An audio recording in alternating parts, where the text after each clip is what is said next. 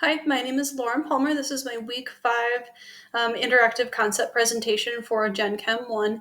So for the purpose of the experiment this week, I'm supposed to take some pennies that are relatively tarnished, and then I'm going to add them to a mixture of table salt and vinegar, and then that is supposed to remove the tarnish from it, so it's reversing that tarnish. So I have everything set up in my bathroom here. All right, so for the experiment, like I said, we're going to take normal white vinegar, which I have here. That is going to be mixed with table salt that I have here. We have water because that is going to actually stop the reaction towards the end of the experiment. And then here are my pennies. So they're all pretty relatively tarnished. So that close to the camera. Oops. All right, so they're going to go, actually they're going to stay here. I am going to measure out the 1/4 cup of vinegar that the experiment requires. And I have this measured in a cup that has a mark for a 1/4 cup on there, so I know it's accurate. So I'm just adding that there like so. Next, I'm going to take the salt. The experiment calls for about exactly 1 teaspoon of salt. All right, so then that can sit in there and I'll get this stuff out of the way. So I'm just going to take this plastic spoon and try and mix the salt so it dissolves in the solution like it's supposed to.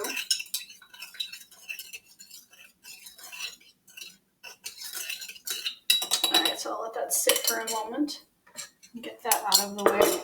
So the next, all you have to do is just sit the pennies in there, and then let that tarnish go away after a few minutes. So for the purpose of this experiment, I actually already did it with a couple other pennies, another bunch of pennies that had relatively the same amount of tarnish to it, just so I didn't have a bunch of time lapse where I wasn't doing anything for the experiment. So once the experiment is done, I'll just let these out to dry because they were set in water.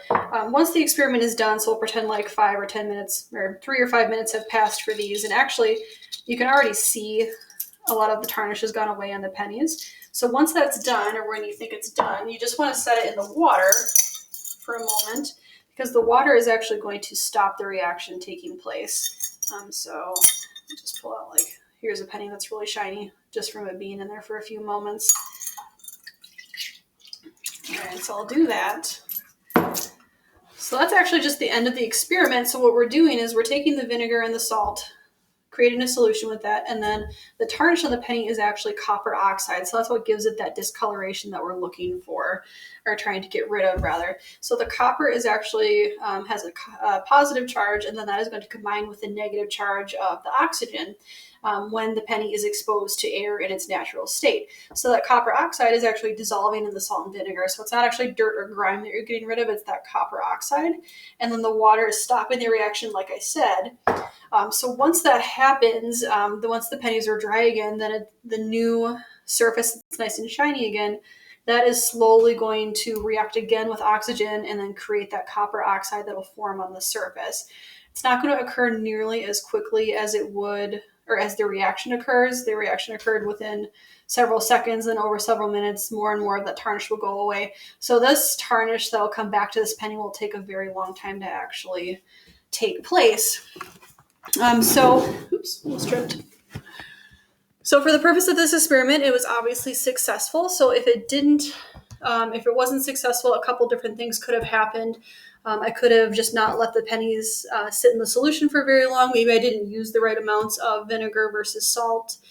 So a couple just basic things like that. So it just reinforces the idea that you need to be as exact as possible with chemical experiments, because there might be a very narrow margin of success with certain things. This one wasn't one of them, I don't feel, but that could happen where if one little thing is off by a fraction of a milliliter or a gram, then you could have negative outcomes.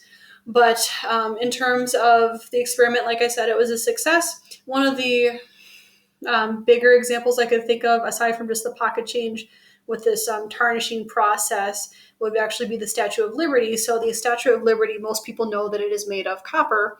It's actually not 100% copper. The surface of it has a thin layer of copper on it. So when it was unveiled in 1886, it was brown like a penny, and then through the oxidation process, the surface of the copper was exposed to the oxygen, so that copper oxide formed. And then by 1906 was the date I found. That was about when the Statue of Liberty was considered green because the oxidation has occurred.